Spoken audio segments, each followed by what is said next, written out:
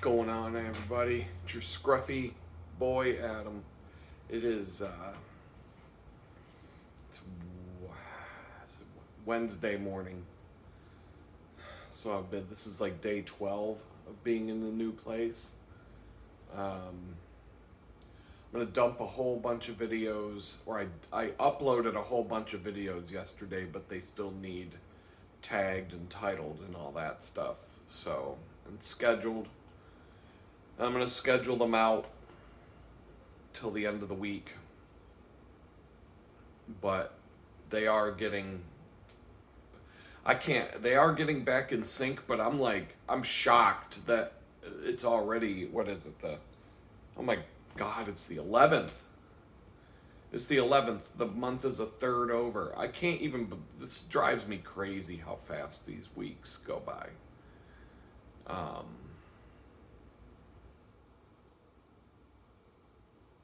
It does feel like a time warp. Now, other people had comments about the time warp being,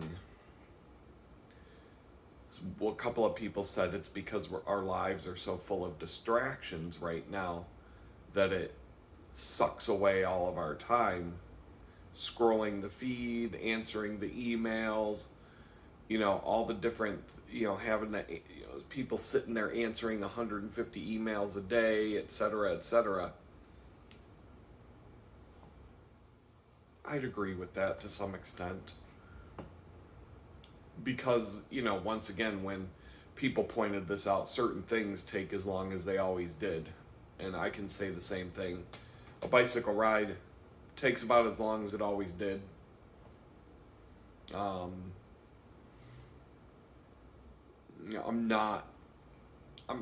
probably a little bit slower than the fastest of my bicycling days. And if I go on that day I went on a 70-mile ride, took about 2 hours each way, 2, 10, 11, 12, 2, 3, 4. Yeah, I mean, I probably spent 5 hours on the bike plus time eating food at Chipotle. When I went on the 60-mile ride to go look at the one little cabin, I don't know, it took the time that it was supposed to take. But there are other times where I'm just sitting here and boom, 5 hours goes by in the blink of an eye, and I'm just like, and days, it's already Wednesday. I feel like I was at the bakery yesterday, but it was 2 days ago. I don't know. I guess I don't know. The house is coming along nice. Kind of irritated because I've made 2 mistakes you'd think you'd learn the first time. Measure things when you order them. There were 2 washing machine things. I don't know, if I didn't show you in the video yet, the washing machine, you'll see it soon. I'll show you a video of it working, maybe today, I don't know. I can't shave because my bathtub is full of wet clothes from the torrential downpour, riding my bike to and from the bakery in a torrential downpour, and some other things. I've got wet towels, there's a bunch of soaking wet clothes in the bathtub, and I have to wash them today. I wanted to wash them yesterday, I didn't. Today they have to be done.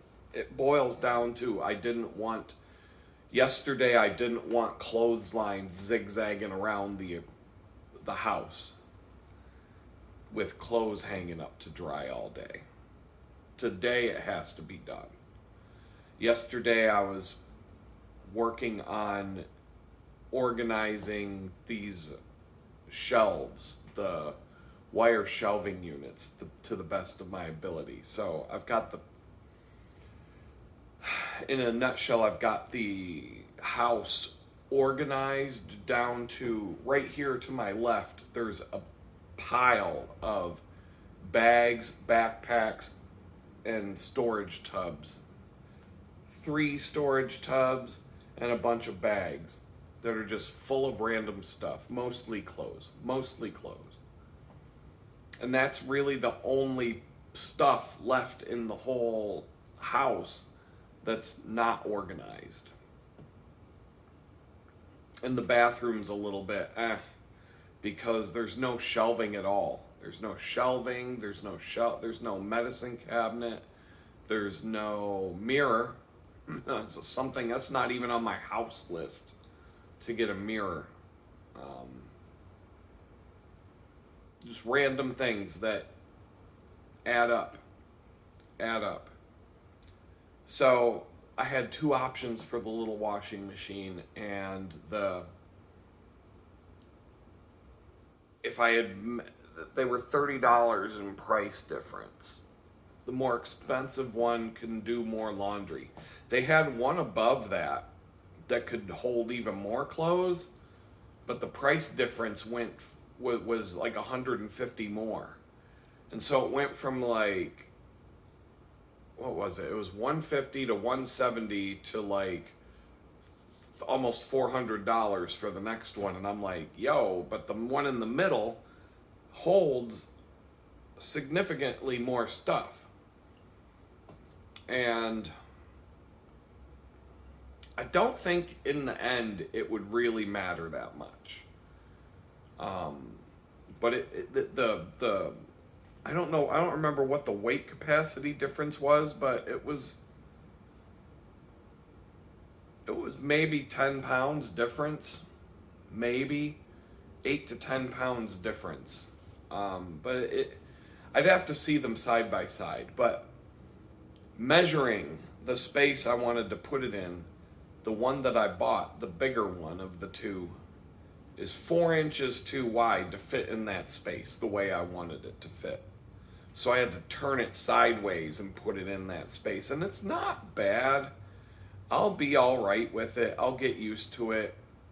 There's pros and cons to everything, so it looks okay. It would have been better to be the other way.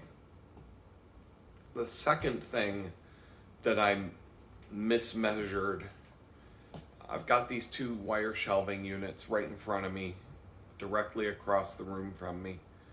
And in between the 2 shelf units, I have storage totes, plastic storage totes stacked. And so the shelves are, a certain width apart. And I want to put a TV right in between them, right in the middle. There's a gap from one shelf to the other, and I wanted to put a TV exactly in the middle of that gap. So I thought that would look the best. So I bought an arm. So I'm supposed to get a TV. I was supposed to have a TV yesterday. There's a guy on Facebook who lives in this neighborhood who had a TV, and he was going to bring it over here.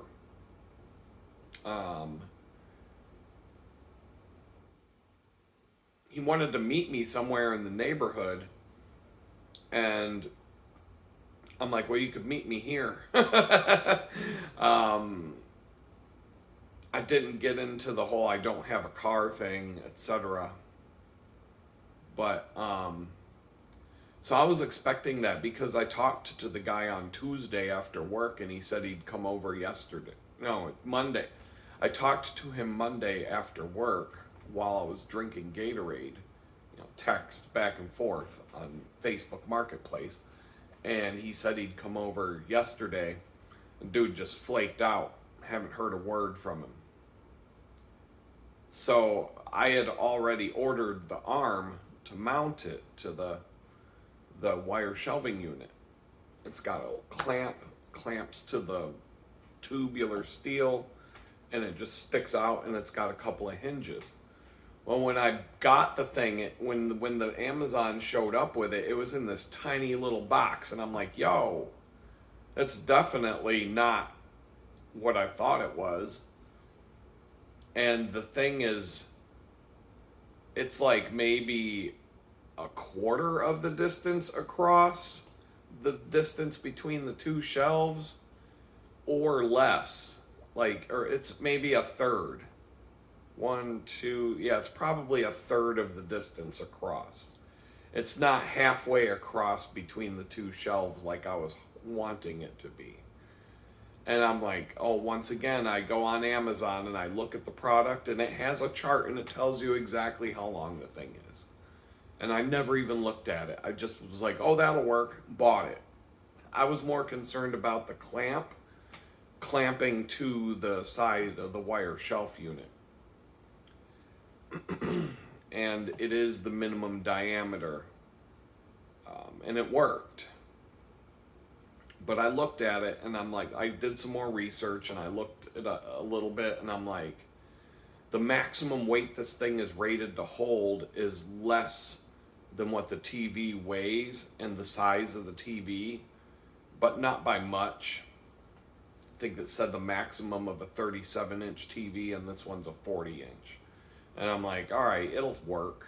The mounting, I did look at the mounting holes for the plate that mounts to the back of the TV, and I did make sure that the size of the spacing of the holes is correct. So it'll work.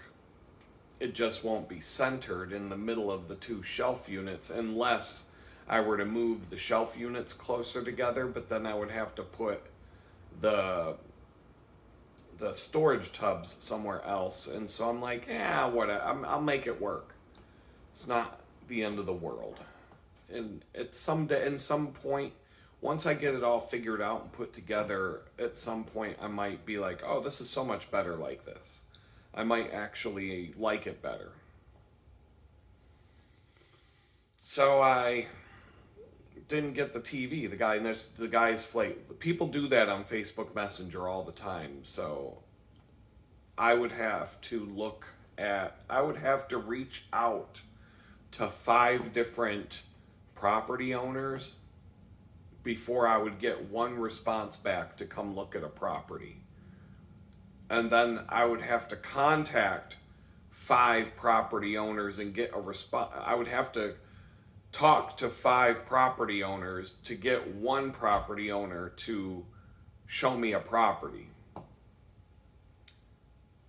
And so that's a lot of work. That's finding 5 properties, reaching out to 5 different people to get one property owner to send me a response. So for 25, that means I have to reach out to, rather. Definitely got some spiders around here, man. I have seen so many spiders in this house since I've moved in. I wouldn't say, there's a couple of little gaps where the pipes to the water heater come in that could have been done better. They didn't run those. Yeah, there's things they could have done better here, but there's little gaps in certain things where cold air is going to come flying in the winter. That's number 1. And number 2, bugs are going to come in. And I'm seeing, he's not going to be allowed to, I don't know. Do I leave the spiders alone and hope they take no. Hope that they take down the population of other bugs, or just, no bugs allowed. But anyway, this TV mount, here's the thing. I have a plan, but things don't always go according to plan. The washing machine doesn't fit where I wanted it to be by less than 4 inches. If I could move the water heater 4 inches to the right, it would. But it would be tight. At this point, it's not even worth it. I'll make it work. I'm going to be here a year. At the end of the lease, my goal is to have a place and to figure out how to have a place that's big enough so that my son could come and stay with me or visit or have a place to sleep, in his own room. So I don't know if, I don't know how it's going to work, but that's a goal. That's a solid goal for me. So I have to have it in my mind that at the end of the year, I would be, trying to do that. And at the end of the first year, this lease will go to a month-to-month lease, which is perfect for that. Because then I can take my time and find the right place at the right price. And all I have to do is give a 30-day notice that I'm leaving, and we're all good. So, but until then, I'm locked in, and I'm going to be living here at the price I'm paying for, another 11 and a half months. So the TV, the guy flaked out. Like I said, Facebook Marketplace, they're flaky. I had to contact 25. I had to contact 25 landlords, or reach out to 25 landlords just to find one place to look at. And I looked at more than 5 places. So imagine how many ads do I see that I don't reach out to because of one reason or another. So I had to find about 125 ads that were worth sending a message to, and do the math backwards just to find one place to live. But I did it. So that's the same thing when you're buying anything. I would say, I don't know, my experience with Craigslist in Pittsburgh, people would get flaky from time to time. But I feel like I never really used Facebook Marketplace in Pittsburgh, so I don't know the difference. But using Facebook Marketplace here in Houston, people are a lot flakier. A lot flakier. Like, I needed a keyboard for a Surface tablet, and I found one for like $30. And the woman selling it was right around the corner from me, and she said she'd meet me at the Target parking lot. And I'm like, okay, cool. What day? Crickets. About a week later, I'm like, so do you still want to sell that thing? I'll meet you in the Target parking lot, or I can come pick it up, whatever you want to do. She's like, yeah, I still have it. How about tomorrow? And I said, okay, what time? Crickets. And I tried like 6 fucking times to meet up with this person to fucking buy this thing that you're trying to sell. And they flake out. I don't understand why the fuck this camera app, I'll set the brightness and then it just automatically decides, nope, I'm gonna change that on you.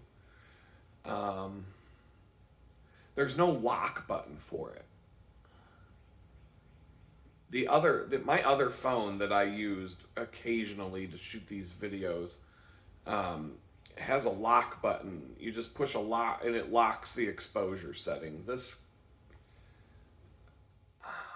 I'm not sure what app this is, but I should find a better one.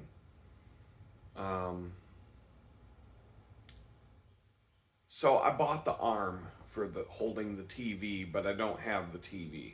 And the arm was the wrong length. But once again, you have a design in your head, it doesn't always come out the way that you envisioned it. So I looked again. They have another arm that's longer, and I'm like, well, I guess I could take this one back. It's an easy return. I could go to Whole Foods and drop it off and have another one sent. But then I looked at the clamp on the other one where it attaches to the pole, and it's too big. And so the longer arm won't attach easily to the pole that I need to mount it to. And so I'm like, well, that won't work. And there's so many options that I could probably find what I need if I dug deeper. But then I started to notice that the longer arms will only support like the size of the display that they'll support gets smaller and smaller the longer the arms get. And I'm like, that makes sense, because the longer the arm gets, the more weight that the TV is going to put on, the more strain. The longer the arm gets, the more strain the TV is going to put on that arm, and the more it's going to be pushing down on it. So, an 18-pound television with a really long arm is going to be putting a lot of strain on that arm, especially where the clamp is clamped. And I think everything I wanted to do would work, but the more I look at everything, I'm like, this is probably the better idea, even though it's not going to be aligned exactly in the middle the way I want it to be.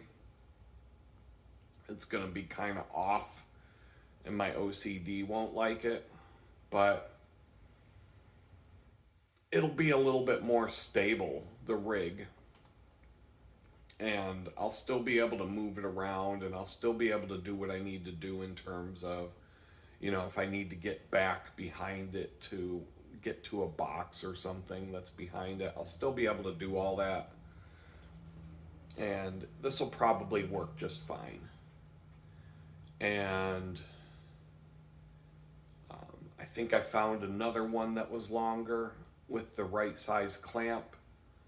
But the clamp, it really is the tube that holds up the wire shelf is the minimum size that you can clamp this thing to. Once I tightened the nuts that hold the clamp to the wire shelving unit, that's that. It's very I wouldn't be able to use any thinner tubing, and so I'm like, this is probably the right clamp. This is probably the right thing to use when it's all said and done. If the shelves don't have a lot of heavy stuff on it, and I have a really long arm with the TV on it, and I swing the TV out in front of the shelf unit, it might actually cause the shelf unit to want to tip over, because I'm going to put clothing on that shelf. The other shelf has heavier stuff on it. I don't know. So these are the, whatever happens, I've got everything's all set up. It's sitting there. The arm is clamped to the shelf unit. Everything is ready. If I do get a TV, all I got to do is screw the plate onto the back of the TV and go and hang it up. And then I got to figure out how to run a power cord to a power outlet that doesn't exist. And there's projects upon projects here. It's not getting on my nerves. It's daunting, and it's a little bit nerve-wracking that it's just a constant. But this is exactly what happened when I moved into that tiny house. For the first month, I was constantly just tweaking this and fixing that and arranging this and buying things, and it was just a non-stop whirlwind of chaos. And then it finally started to settle down after about a month and a half. I had about 2 weeks in that place where things were settled in, and I was finally just settled in and starting to get into a rhythm when the guy turned around and started harassing me and basically driving me out the door. And I found the original message for this place that I sent the guy on Facebook Messenger. It was April 4th. April 4th is when I set up the time. I didn't come and look at this place on April 4th, but I messaged the guy on April 4th, the day after the landlord started harassing me. I already found this place the next day or the day before. I probably bookmarked it on the 3rd, and then April 4th I was like, all right, I'm going to start reaching out to people. And so I reached out to this place. I reached out to the tiny house. That's the one that I really wanted at the time. There was this tiny house out in the national forest, all utilities included. She wanted $850 for it, but like within 3 weeks, she lowered the price to $750. So that, okay, maybe she might be one of those shady landlords that gets you in and then jacks the rent up on you 2 months after you move in. I didn't get that impression from her, but something was off. And the biggest reason I didn't move out there was the internet.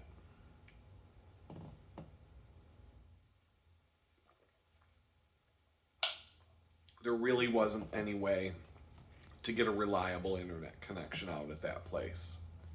And so maybe it's just the sun coming up that's changing the exposure on this. So there's 2 little house projects that didn't go exactly as I thought they would. And I would say pretty much everything has an element of not going exactly how I thought it would, but still coming out fine in the end. Another thing I did, I'm not going to call it a mistake. I could send these things back, but it's not even worth it. I bought these rags. I bought these cloths, these waffle pattern cloths to season my cast, to help me season my and maintain and take care of the cast iron pans. And because I need a material that won't leave lint behind in the pan. And so they make these waffle pattern dishcloths, and they've always been perfect for that. Well, they arrived, and they were like, they were like $5 for a pack of 6. So I was like, all right, I'll find something else to use them for. Well, anyway, last night this didn't happen the first time I used them, but last night, because when you're done maintaining the pan, you got to heat up the pan to where it starts to kind of smoke a little bit. And then you turn off the burner and you put a dollop, like a silver dollar blob of olive oil on the pan. And then you work it into the pan. You kind of move the pan around and let it coat the whole bottom of the pan. And then you take one of those rags and you rub it into the pan. And you just swirl the rag around so that it just needs to be the lightest coat of oil. And what's going to happen is that oil seeps into the pores of the metal and it becomes hard, and when the metal cools down, eventually you'll have a non-stick surface. This pan is a bit sticky still. It's going to be a while before this pan gets to where I want it to be. It's a good pan. It's a good quality Griswold cast iron pan from way back in the day. It's one of the best brands they ever made. I got it at a thrift store for like $10. These things are I could sell it on eBay for over $100. But I've had it for years. I don't use it very much. I take this one camping. The best cast iron pan I own, I always take camping. I have a Lodge cast iron pan that I need to re-season, but I've been using that for so many years that the surface of the pan is as smooth as glass, because I've been using it for over 20 years and using a metal spatula on it, scraping it, and over time the oiling and the scraping and the oiling and the scraping finally that pan, I had that thing when I was arrested. That pan was in such good, the seasoning on that pan was so good, you could just take an egg and go on it and it would just slide around and it wouldn't stick. I always cook scrambled eggs. I don't like other eggs, but I could cook an omelet on that pan. It got really, really good. Um, but I'm going to have to start over with that pan. And so what I found out yesterday, I put the olive oil on the pan and I spread it around. And then I'm like, wait a minute. And I look up, the freaking cloth, the rag that I used to rub it in, melted. So it must be made of nylon or some fucking synthetic material. And I'm like, son of a bitch. I was pissed. Because now there's probably microscopic layers of plastic in my fucking pan from this rag. I don't know what transferred from the rag into the pan, if anything, but the rag is like gloss. It's like melted. The fibers melted. And I'm like, well, I guess I'm going to be eating a little bit of plastic with my food for the next couple of weeks till that works its way out. And so now I can't use those rags on the pan. I'll probably have to go back to using paper towels for a while.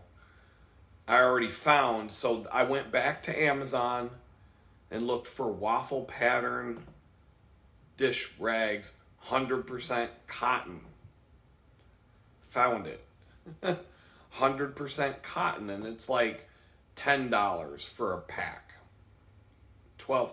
Well, it was $9 for a pack that were gray, but $12 for a pack. $9.99 for a pack of 5 or whatever, however many come in a pack. If I wanted to get the gray ones, but if I want to get the black ones, it's $12.99. $3 more for the. That's how Amazon is. The color will make a difference in the price. So $12.99 if I want the black ones don't show the grease and grime and nastiness as much as the other colors do. But cotton won't melt. The point is, cotton won't melt into the pan. The worst thing that'll happen to cotton is if the pan is too hot when you rub the oil into the pan. If the pan is too hot, it'll scorch the fabric, but it won't melt. You won't have plastic fibers in your fucking pan. Oh my God. I don't see any blobs of plastic, but it just, that really got on my nerves. Because obviously now there's microscopic bits of plastic in my pan seasoning, thanks to China. Thanks, China, you fucking douchebags.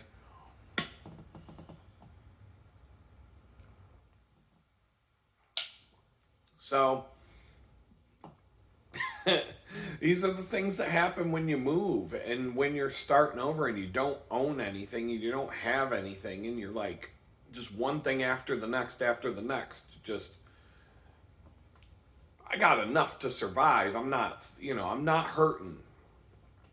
My fridge is completely empty because I kept putting off grocery shopping, and now I'm like done. Like, I've got to go to the grocery store today, and that sucks. I got to go to the grocery store. I've got to tag and title videos. I've got to do some freelance work. And I've got to do laundry, and I got to get in there and shave, because this is driving me nuts. And which means I'm going to have laundry, I'm going to have the clothesline draped across the room. And so I got to get to a point in life where I feel like I've caught up on things. And I think the biggest aggravator right now is the fact that I'm really cool with having moved into this place. I'm really digging it.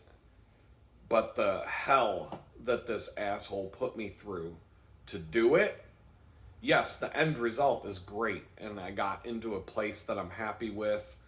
And I feel like this is there are things, there's always going to be something you don't like when you move, or, in this kind of a situation, there's always going to be something I don't like.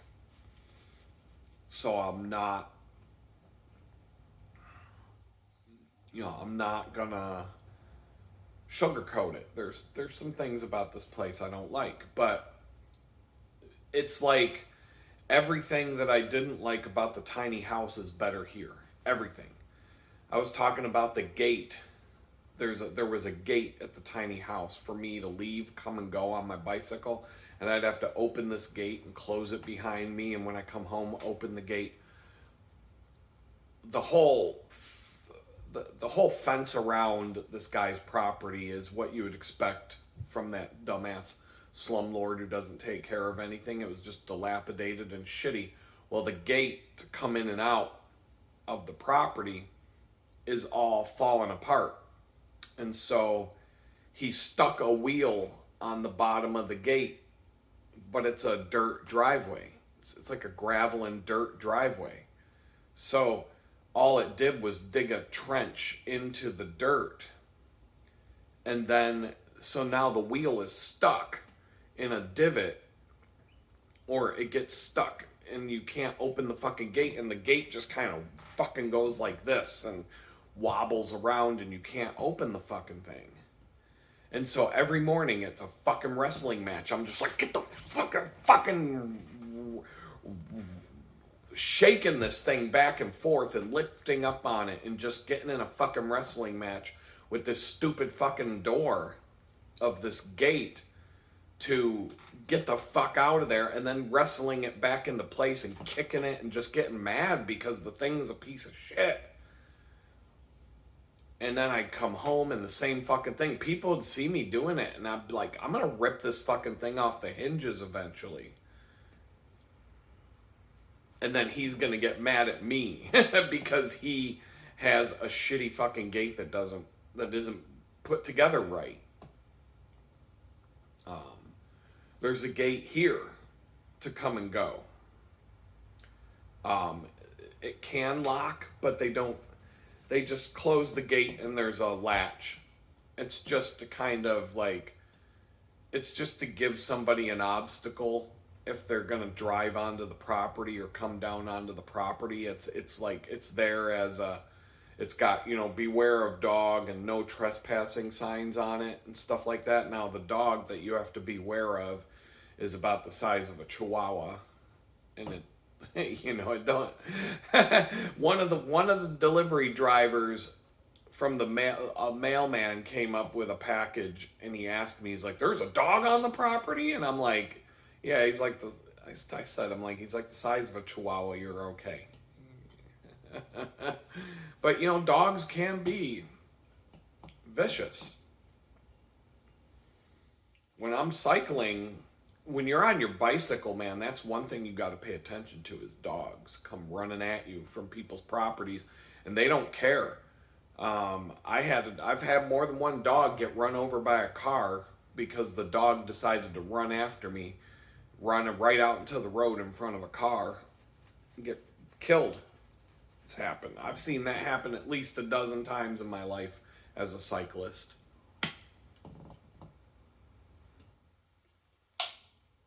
They tend to chase you, but they tend not to bite.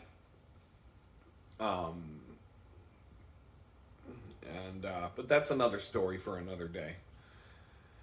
The apartment is coming along, and it's not. So I got one more thing for the apartment or for the house, whatever this is. It feels like the size of an apartment. That's why my mind just automatically chooses that word, even though it's an independent structure. It's a house. It's a small. I can't call it a tiny house because it's 40 feet long. I don't know. Is that at what point? At what size does it stop being a tiny house and start being a house? I don't know.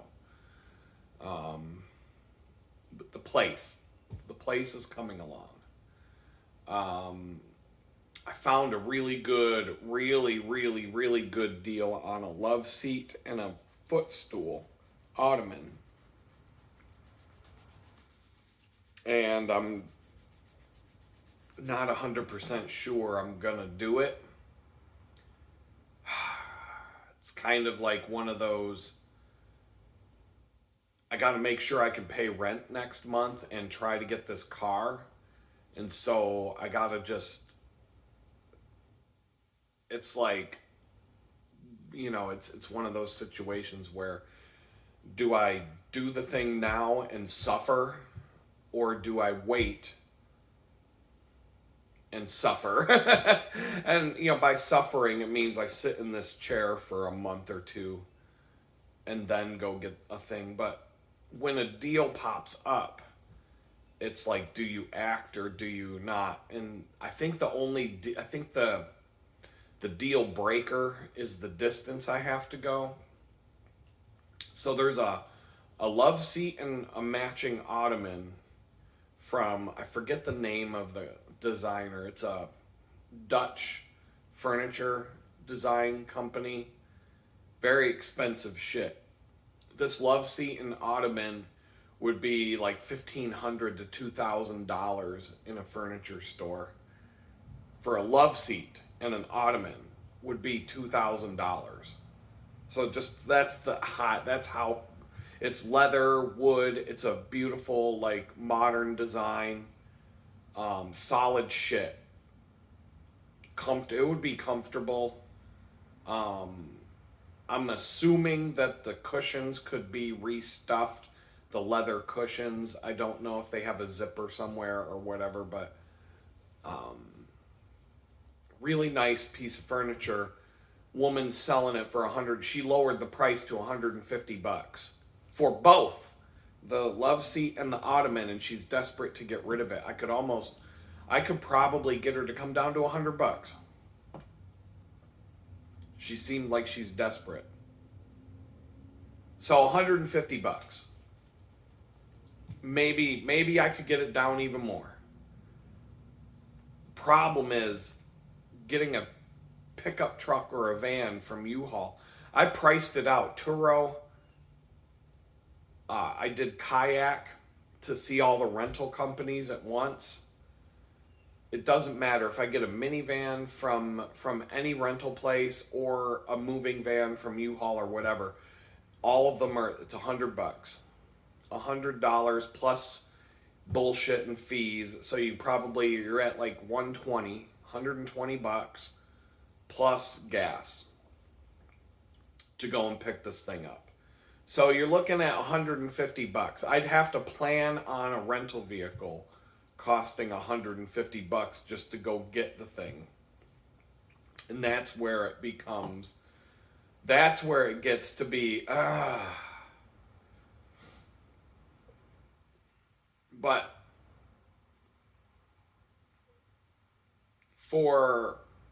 so then that makes the price of the thing $300. But it's worth it. It's worth it, but I'm also like, So I'm probably not going to do it. I mean, if this guy with the TV doesn't show up and he completely flakes out and just decides that he disappeared and there's no TV coming, I'll keep the clamp that I bought and I'll just wait until I find something to mount to it. But this guy with this woman with that love seat, that's a smashing deal. This is way better than anything I've seen so far in terms of a love seat for this place. But in comparison, there was another love seat that someone was selling, and I found a matching ottoman from another seller, and they were within a 5-mile to 10-mile drive from where I live. And to rent a U-Haul to go do it, it would be like $50-$60 it would be less than half. It would be at least half the price, if not less, to rent a U-Haul, and the U-Haul would be the cheapest way. It would be less than half the price to rent a U-Haul to do that for a day, an afternoon or whatever, and I could go get the ottoman and the love seat and bring it home and have it all set up and everything. And I could do that unless, with if the truck rental's 50-60 bucks, and I think that the total price of that, it may have been about the same. I don't know. When you add it all up, I don't remember what she was selling the love seat for, but it was a really nice looking one. There's three I've found that were really like, boom, really nice ones. But I can't get the price to be right. And it seems like no matter how it works out, if the love seat's cheap, the rental truck will be expensive. If the rental truck is cheap because the distance is close, then the love seat's going to cost more. So it's kind of like, but boy, this one, I forget, I wish I could remember the name of it's Eckhorn or something like that. It's expensive. I looked it up. Their love seats are, there was one love seat that looked a lot like this that this one store had it listed for over $4,000. And she's selling this thing for 150 bucks.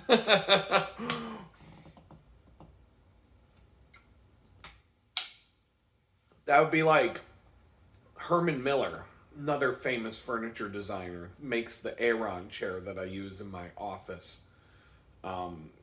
They have other chairs. If you can get a genuine Herman Miller, it's called the Eames chair. It's like, you'll know the design if you saw it. There's copycats and clones of it all over the place. Fake China Mart versions of the same chair. It's a recliner it's like a chair. It's kind of like a recliner it comes with a footstool, and it's on like a round base, and it's wood. It's basically curved wood with a leather pad. Those things are thousands of dollars to buy. A genuine Herman Miller Eames chair is thousands of dollars. You can get the knockoff ones for cheap. This is like the equivalent of finding one of those chairs that's the actual company, legitimate, like genuine Herman Miller chair for $100. Like, holy shit! Like you could buy the thing, turn it around, and sell it for $1,000 tomorrow. You could put it up on something for you could list it for $1,000. Probably hold on to it for 2-3 months, because that's a pretty, it's hard to sell things like that. But I live in a neighborhood. The Woodlands. There's going to be someone with $1,000 to spend on something like that.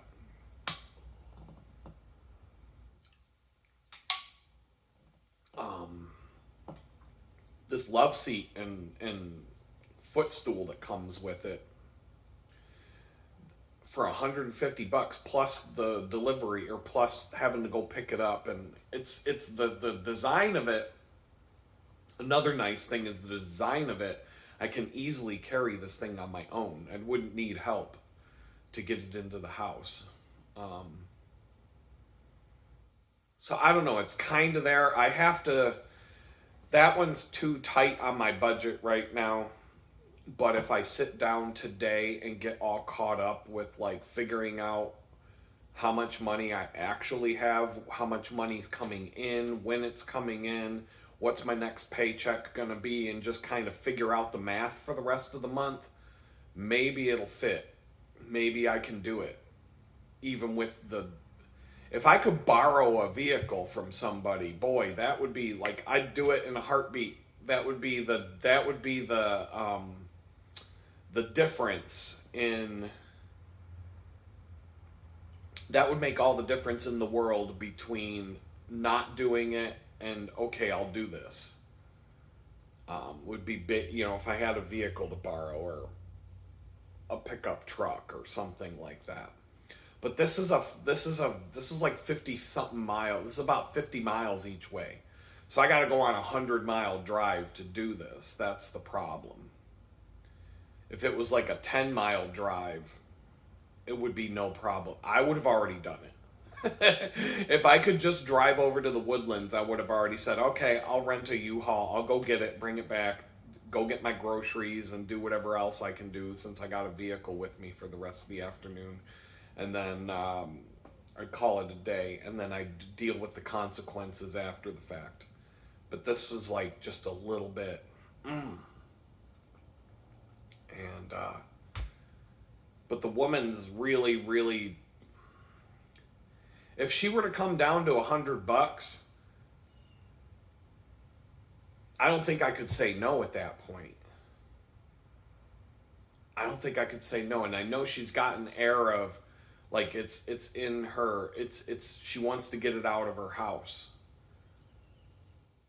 And so it's like one of these, like, rich people just get rid of stuff for, they just, she doesn't want to just set it out on the curb and let someone come by and take it. But she probably doesn't care about how much she's going to make for it.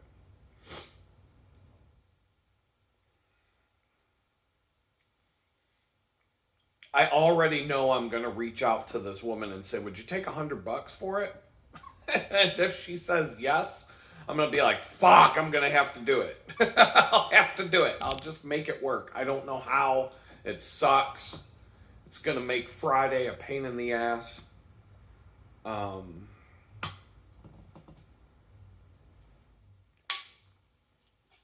would just, I don't think I'd be hard pressed to find a deal this good on a piece of furniture like that.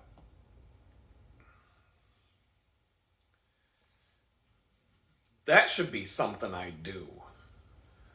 I mean, if I had the money, if I had a vehicle, I could be one of those American picker guys or have an antique store kind of a thing, whatever you want to, I don't know, but I'm really good at finding deals on things. And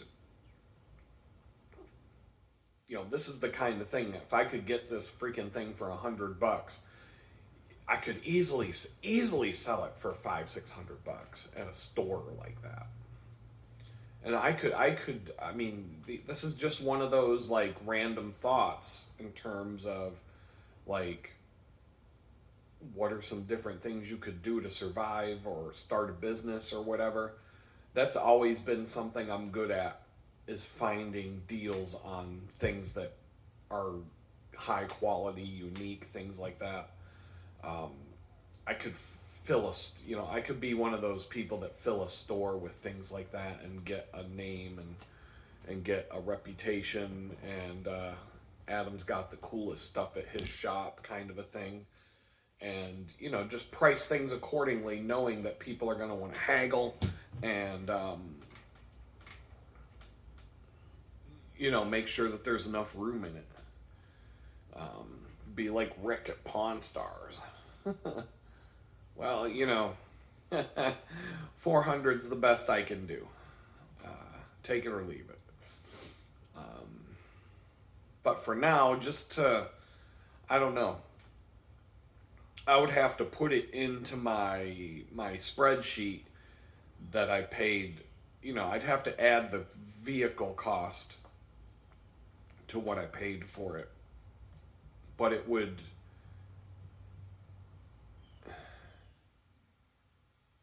cross off another thing on my list that I'm trying to do to the house in the shortest amount of time I can get it done, just so that my house is nice and comfortable. But I don't know. I don't want to get too ambitious and then shoot myself in the foot when it comes to something else. It's just I'm trying to do too much at once. And that was one thing that the tiny house had going for it that was positive. I couldn't do anything. I couldn't do anything with it. I got it set up the best I could. But if you think about it, so when I moved into the tiny house, my bed that's sitting right here, my mattress and my cot, that was almost $300 because the mattress was like The mattress was over $100 from what I remember. The cot was like 80. So it was like $250. It wasn't 300, but the thing was like $250 just for the cot and the mattress when I moved. What else? I bought wire shelf unit that was $70. The water filtration system that was like 100 and something. It was either 125 or 175. I can't remember. A Berkey was going to be over 400. This was second place in terms of how they fare in terms of comparing the systems with each other. And I'm like, well, I'm going to get the not Berkey because I can't afford a Berkey. And frankly, I like this water filter. I like the unit better than a Berkey. At some point in the future, I might get the Berkey filters to put in. But for now, I mean, you get like 5,000 gallons or some crazy shit like that with these water filters. So it's going to, that's something I don't got to worry about for a long time. And I'm just looking around and I'm like looking at the things that I had to buy. This chair was like $80. Wasn't worth it. I wish I could have got a better chair. And so there were just different things that when I moved into that tiny house, it cost me money. It cost, because I didn't have anything. I didn't have a chair to sit in. I bought a $25 plastic Adirondack chair from Target, and within a week or two, it was falling apart. Like it was falling apart, and I had to take it back. And I bought this as a replacement for that.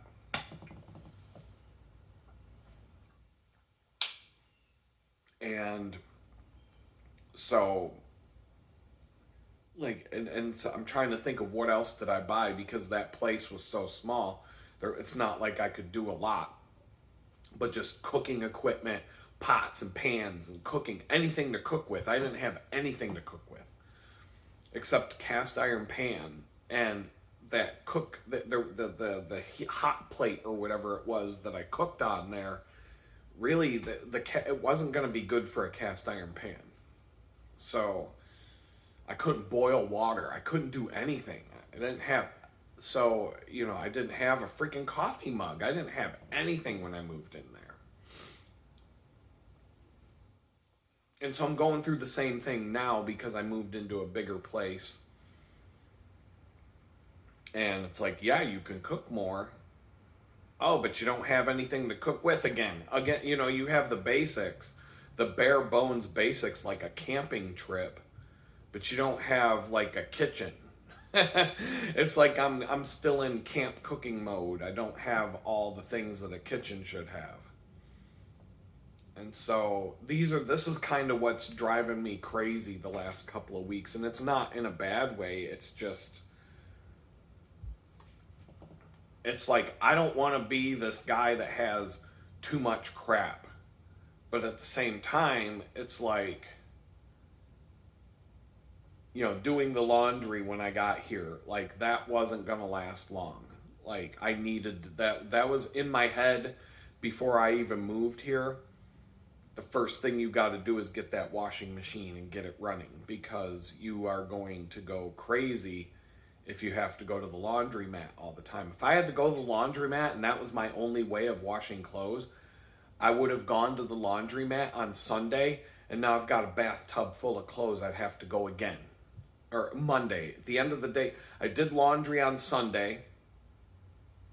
All of my clothes were clean and dry. Then Monday, the bathtub's full of wet clothes from, going to the bakery, going through 2 sets of clothes and wet towels because I had to clean up some water that was leaking.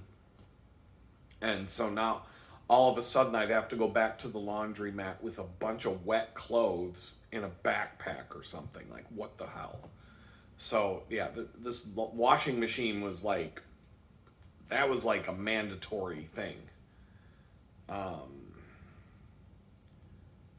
So it's all just, I just got to get settled in to where these things aren't hanging over my head. And this happens. I cannot think of a time that I've moved ever whether it was the first time I moved to go to art school, the first time I lived on my own outside of my parents' house, or I remember being with my friends and being like, oh my God, what are we going to do? We need to go get a washing machine and a dryer. And we went to fucking Rent-A-Center around the corner and picked one up and ended up having that be the bane of our existence for 2 years or whatever it was. And that's a long story, but that washer and dryer followed me and my friends around for years. The random things like we needed to get a couch. We didn't even have a couch in our place. Or if we did, we kind of had a couch. But, yeah, I mean, we were like, I remember one time right after we moved in, me and a roommate went over to Goodwill and we found this great big long couch. It was ugly as hell, but it could fit 5 people. It was huge. It was a huge couch, but it was light. And we could both carry it. We could each get on one end. So we bought it at Goodwill. It was down the street. And me and my friend are walking down East Ohio Street on the north side with this fucking couch that had 5 seats going along it. And every time we needed a break, every time we needed to take a break, we'd drop the couch in the middle of the sidewalk and just sit on the couch for a bit and be like, what's up? Hey, not much, hey. And we'd sit there for like 10 minutes chilling on this fucking couch, and then we'd get back up and carry it another block. And we carried it all the way back to our place. Brought it in the house. I don't even remember how we got it in the fucking door. But it took up the entire wall of this one room when you walked in the house. And it was a party couch. But I remember even the first place we lived in at art school, we were constantly going and for the first couple of months we had to keep doing shit like that till we got settled in. Every time I moved, I would have to figure, what are we gonna do about this? What are we gonna do about that? And constantly running around and trying to find deals and set up the place the way you want it to be, until you get settled in, and then you're like, okay, now it's comfortable. Now it's complete. First time I moved to Pittsburgh, or after art school, I went back to my parents' house for about a year. Mainly not because I needed to, but because I got a job in Rochester. My first job outside of art school was in Rochester, New York, and working in a design studio.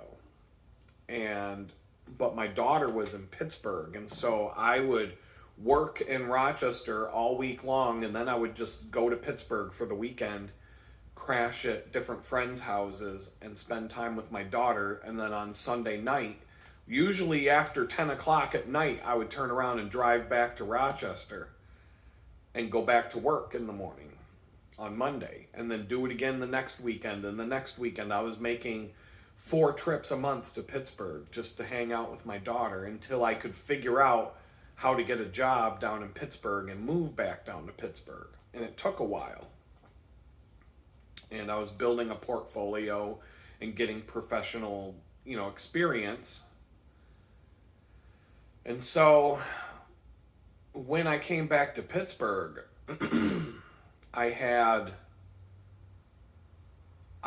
did not have any furniture at all. I had some desks and things. I had some things, but I didn't have any furniture. And so I remember when I got my keys to my new place, the first thing I did was go to a furniture store, and I'm like, I had to get cheap stuff, but I pretty much spent all the money I had getting a futon so I could sleep and have a couch and sleep on it. And I had, what else did I get? A chair and a footstool and a chair, and just tried to make my place a little bit comfortable. And So it's like the same thing. Every time I've ever moved, this is what you go through. And so this is normal, but it does feel like I'm a broke ass college student again, trying to figure this out and having to deal with the consequences of every decision I make.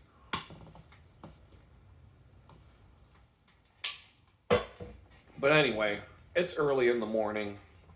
It's not even 8 in the morning yet. And I'm going to get started on what needs to be done today and see what I can accomplish. And this is today's video. I don't plan on shooting any more video today. I'm going to keep it down to about 1 video a day, because when I start pushing up, 4 or 5 videos, 4 videos in a day for 5 days in a row, it'll all catch up and it'll all be kind of back in sync. And so I'm just going to keep doing it like this for a while. And you'll see, it'll get caught up. I wanted it to be caught up this week. It's not looking like that's going to happen, but it's going to be close. I mean, by the time you're watching this video, obviously you'll see that I've moved into the place and things are moving along. And all that's really going on right now is I'm just kind of like, how do I set this place up? But I've got one pile of stuff next to me. It's like the place you saw with the day I moved in, it really wasn't that chaotic. There's enough open space here that I didn't have to be crowded and things piled on top of each other and like trying to figure out how to get from point A to B and maneuver around boxes and stuff like that. It really wasn't that bad. It only took an hour and a half to move out of the old place, and that was half an hour of me doing it by myself, and then my friend gets there and we spent an hour, and then we were off, and then it took 15-20 minutes to unload everything, and he was like, see ya. So that, it wasn't like that bad, but the challenge has been more like how to get this place set up right. The kitchen area, that looks nice. I'm really happy with how that turned out so far. The only thing left to do in there is get the workbench and like the workshop space set up. And that's probably the last thing on my list priority-wise. The bedroom here is coming along. The opposite wall from where I'm sitting is really nice and organized now. I want to get a bed, a couch thing, love seat, footstool, TV. That's what I need. That's what I want to get for this room. And then the bathroom, I need like a mirror and some shelf space. From at that point, it's pretty much done. The next once I get all the stuff put away and organized, and like there's no empty bags, or there's no pile of bags and boxes where it's just like I'm wondering where to put stuff, then it's just a matter of going through every single thing that I own at a more finite level and just like getting rid of anything I don't want to keep, organizing, and just getting it down to where like every piece of paper clip, computer cable, every single little, down to the smallest thing, has been decided on whether I keep it or get rid of it. And if I'm keeping it, it needs to be like organized. It needs to have a home. It can't just be in some random box or some random drawer. Because then when it does come time to leave this place, if I'm that organized about everything, when it's time to leave this place, even though I'll have more stuff to move, it'll be just as efficient, if not more efficient, and easier to move out of here. If everything has a place and everything has a home, I can do it in an orderly fashion, and and when I get to a new place, it'll be a lot easier to just set up a new place because everything will be grouped together and organized properly. So Um, but it's just going to take time. But it makes me, every day that I accomplish something on this move, every time I get something done, and every time I can sit back and say, wow, that looks a lot nicer than it did yesterday, it's a good feeling. It's a good feeling. And so with that, I'm going to let you all go. That's where things are right now. I'll give you a little tour video. I think once I get this pile next to me, this pile of mostly clothes, I'd say it's more than 50% clothes that I have to fold, organize, and put away. If I can do that, I've got the laundry to do. Today is basically clothing day and figuring out some other things. As far as the house goes, it's clothing day. It's figuring out what to do with the clothing that's in. Getting that out of the way will make a huge difference in how this room feels. Getting all the I've got a table, the tool table in the kitchen is all cleared off. It's completely clean, so I can sit there and fold clothes on that table. I can organize and fold clothes on that table, and the wire shelf unit where I want to put all my clothing is completely ready to go. So that will be, everything's set up for me to succeed today on that front. And getting that done is going to make a massive difference in how I feel and how everything looks, and how it's one of the bottlenecks. That's the clothing today is the biggest bottleneck for getting the house finished. Anything else that happens, if I find out that I can afford to go get somewhere between $2,000 to $4,000 love seat combo, that if I can afford to do it, I'll figure, if that woman tells me she'll do it for $100, I'm gonna be like, yo, gotta do it.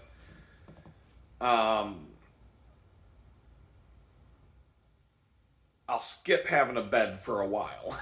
I'll put off something else to do that instead.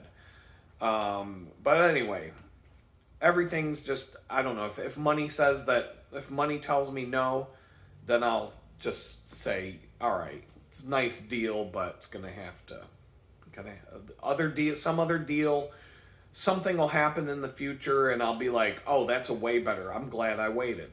So it'll be all good.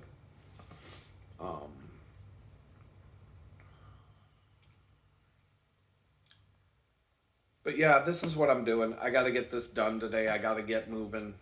So I'm going to say peace out, and we'll talk again in a bit.